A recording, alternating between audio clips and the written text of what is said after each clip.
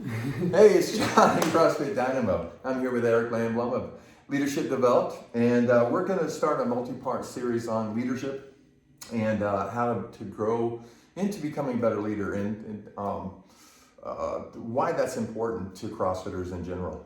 Eric comes from, was a captain in the Marine Corps, 4 tours of duty, 3 in Iraq, 1 in Afghanistan. He was a helicopter pilot that would actually fly into hot LZs to evacuate down soldiers.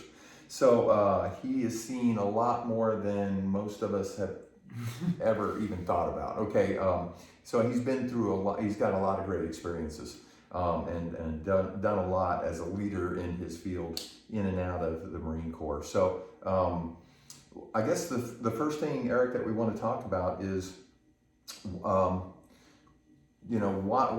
Why is leadership important? Why do we want to, why does it help us to be a better leader? So eventually what happens is everyone's going to have a moment in time where all eyes are going to be upon them to find out or to be, hey, we need you to lead something.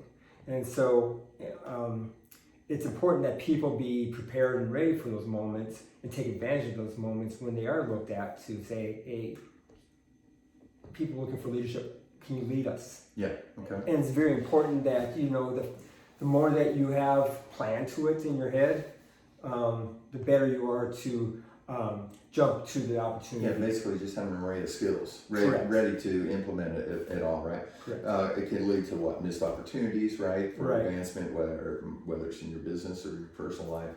Or just keeping your community safe and sound, Or keep yourself alive. Yeah, right? that Sometimes too. I would guess. Or yeah. Right. Okay. So let's talk about probably the hardest thing is keeping your head in leadership under adversity. Okay. Okay. Can well, first, if you could give us like an example of an adverse situation where you had to like just take over, and then if you can just step me through what your priorities were and to get to the outcomes you needed. Yeah. So back in 2007, on my 3rd deployment in Iraq, I lost. This is the Purple Foxes? This is the Purple Foxes. Cool. Okay. I lost a few friends in a helicopter that was shot down by the enemy. And the moment that we were notified, the commanding officer of the squadron brought us all together to inform us that we lost our friends to an enemy surface-to-air missile. Once everybody dispersed back to their shops, offices, departments, wherever, they all isolated to themselves because they're hurting, and all that other stuff. Right. At the time, I was in charge of the emergency reclamation team, which is the guys who go out to the field to go get the secure parts of the aircraft and to collect or prepare the bodies for to be taken back to the mortuary affairs. As a leader, though, it was important for me to take everyone out of this internal feeling sorry moment. And which is a natural moment, not to take away from it, but we had a job to do. Sure. And it was important that I got their attention, that I showed empathy, that I was hurting too, because I lost 3 of my good friends out of that. And then to get their minds thinking about what comes next. How are we going to go out to the battlefield where we don't know where the enemy just relocated yet. We don't know what the security of the location is like, but we know we have our 7 friends who are sitting out there or who are laying out there who need to be brought back to their families. Right. And and just to be clear, you're a Marine. Yes. You're landing into hot LZs, landing zones. Yes. But you get to shoot back. You're not like the Army, right? Yeah. Okay. Right. So there's. You have a little bit more control of the situation than some of your. Yes. So as a flight leader, you're also as a flight leader, not only of your aircraft but your escort aircraft as well. You also help.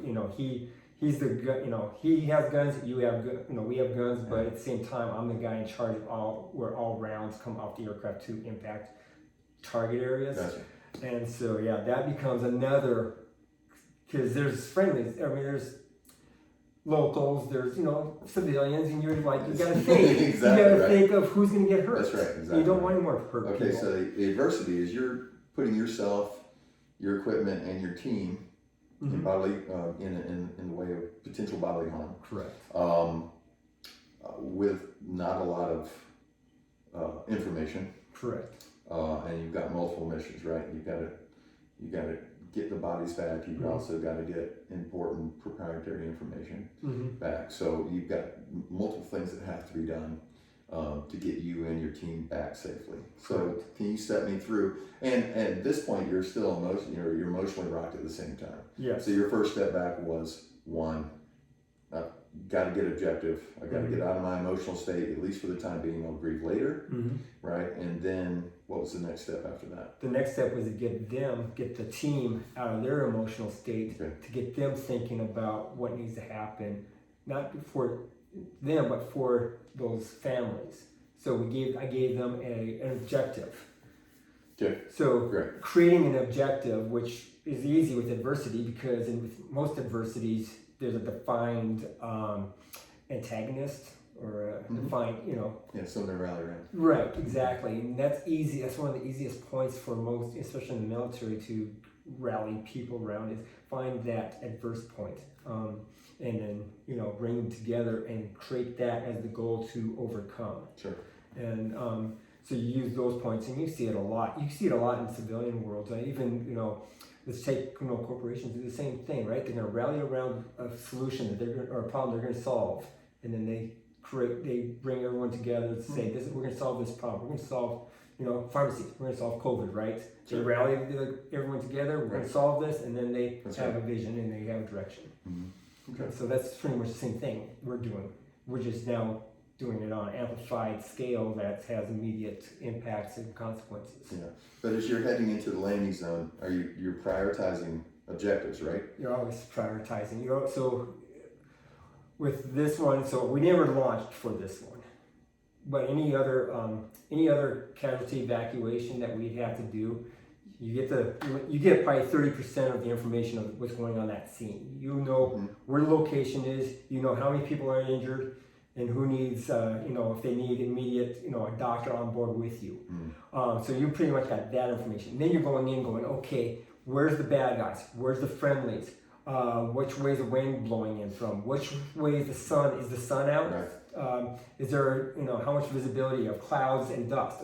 Dust in the Middle East is worse than clouds because it degrades your engines and Mhm. all that other stuff. So now you're prioritizing all this in your head Power simultaneously. lines and other obstructions, Right. buildings. Right. Right. Yeah, because I only know what the map says, but the map's from 1983 and it's 2003, and we're going, what is out there? How do I? So what you have to do then is you create assumptions, and with assumptions, you don't keep them to yourself. You have to voice those assumptions. I assume this. Do you agree? Yeah, and the team can come back going, I don't think so. I remember last time that we did something like this happened instead. Mm. And so by creating assumptions that are group built and not individually built, allows it to be a little bit clearer picture, because now you have multi points of view coming, Mhm. creating that assumption. Get past the fog of war. But it helps but it always helps whether you're captain or major, or you're first Louis or a private, if you're getting some kind of say, Oh yeah. right, is part of the organizational and part of the direction you're going in. Well, that's the biggest thing Right. in Marine Corps aviation. That private, that guy in the back seat, has as much say as me, because his life's involved too. Plus, we promote that culture. We promote that culture of inclusiveness, where we all sit together in the space before we go launch for the day. Right. So, and we talk. This is what we can expect to happen. What are your concerns? And you look at each person individually. And I always start off with the youngest guy. What's your concern? Most of the times it's like, we haven't been shot at in a while. And and they're trigger happy. They're scared as much as going down Sure. on the trigger too, because they Right. know that they 500 to 1,000 feet. They know how far removed they are, but they know the impact of what their actions do. Yeah, absolutely. Okay. So you showed some empathy, obviously, to get everybody back on board. Correct. You got buy-in, Always. for lack of a better word, right? But then at the end of it, right, as you're taking off or whenever, or just before you're boarding, everybody has a flight plan. Everybody knows what they're going to be doing, how we're going to be doing it. Right. And that's years of training to get to that point. You know, Right. it's not just like we talked about the day of. You don't get to those points that people see like, oh, you're just, you know, as a Marine officer, you just give orders. I don't give orders. I worked for years to get people buying in. And to a point where if you have to move fast, I can say, let's do this. And they all nod their heads because they know where it came It's from. built-in trust, right? Yes, Right. they know where it came from. We didn't just make it up, or I'm not just, you know, saying that. But in time of adversity, your steps are get the buy-in from the group. Yep. Make sure that everybody's on the same page. Right. Make sure they're, well, first of all, get them from internal to external. That's a big thing in the Marine Corps is get your team from internal to external, show empathy, and then get buy-in. Okay. And then drive with the best. Yeah. Yeah. Okay, cool. So now you're working with organizations to do the same type of thing, right? Right. So you're working with the heads, managers, and leaders within a community or within an organization to do the same types of things. Correct. Right? First is take a step back, go from internal to external, take a view of what's going on. We always talked about Jocko, we always talk about take that step back, take a look at what's going on. Same thing. I don't, no matter, every military guy will agree with him. Yes, stop, take a step back, evaluate the situation. Sometimes, and then create inaction. Yeah, I guess the best real world scenario that I have that I can relate to this is when COVID first started hitting, like mid-March. How did that impact you personally inside? Well, to some degree, how it impacts me personally, because my dad's elderly, right? Right. And we were moving him at the time from Huntsville to here. I didn't want to infect him. But the other thing was the impact of the gym, my business, and the impact of the health and fitness of all our members, right? So that created a ton of adversity because there was so little known. There was a lot of fear. Fear mongering that was being done in social media, basically to get eyeballs on screens and that type of thing. So what I did keep my coaches kind of involved, but I did a ton of education on myself and learned everything I could about the virus at the time. Understood what at the time Dr. Fauci and those were saying on the best way to cope with it so that you didn't get it. And there was the inevitable shutdown. And we actually shut down a little bit earlier than was mandated to us because I just thought it was the right thing to do. Because I didn't have enough data. I was going to err on the side of caution for the safety and health of my membership. And we pivoted pretty quickly to at-home workouts and Zoom calls, keeping the same schedules. And just moving it to online very quickly and getting my staff up to speed on how to execute on that. What do you think helped you attribute to your pivot to be able to come to a decision point that fast from making the decision to shut down to making it at-home workouts?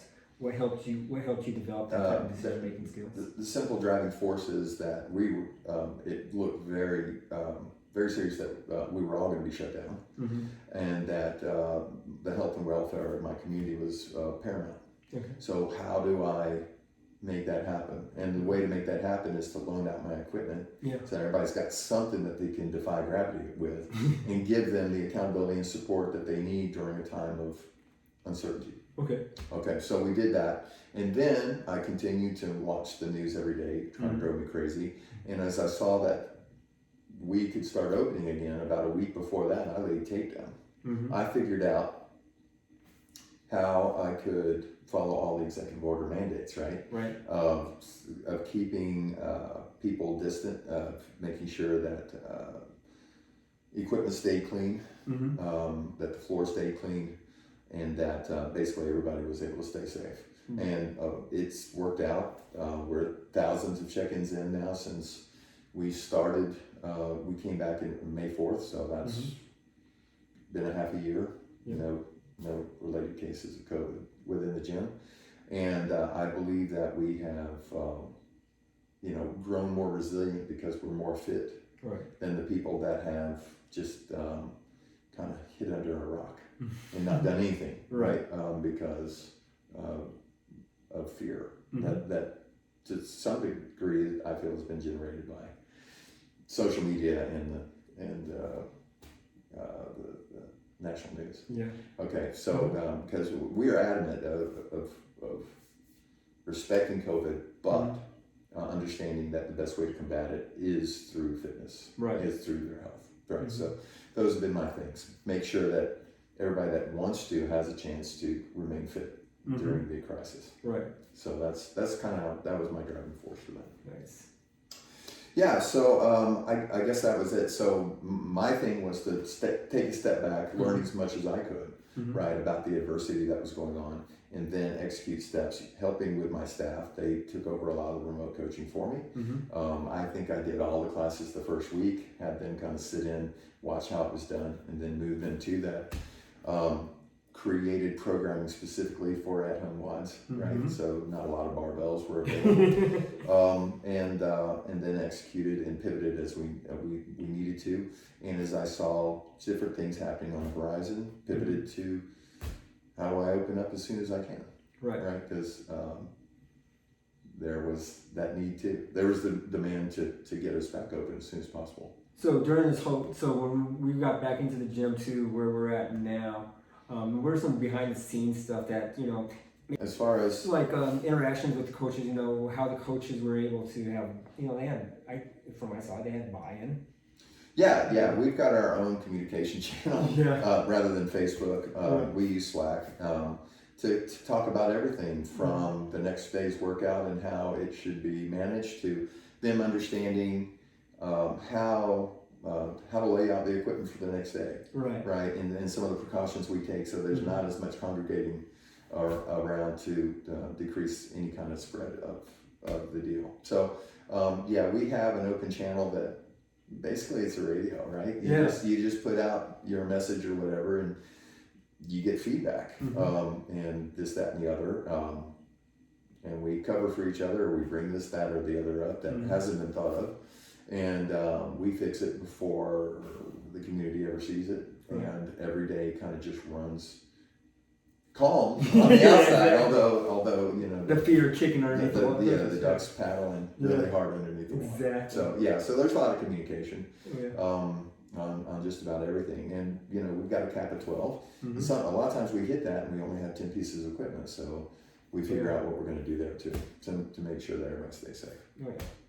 So cool. So those are the steps, right? Yeah. Get buy-in. Empathize first, right? And that opens the door to take yourself out internal and go to external. Right. There you go. And create some empathy, some buy-in. Define a well laid out plan, looking for information from everybody in the group that because everyone is crucial and might have certain perspectives, and we'll be talking about perspectives in leadership in another part of the series.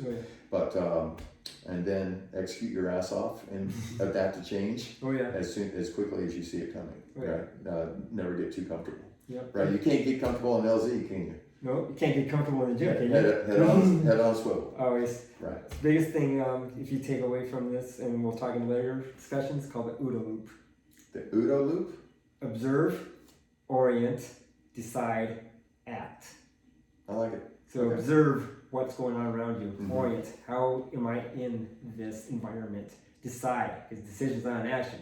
Deciding on a course of action is its own thing. Then act upon that decision. Awesome. That sounds like its own conversation. Yes. All right. So we'll leave you for now, but that's how to lead in the area of when you're in a tough situation. Anyway, I hope you enjoyed it and look for more. Take care. Thanks.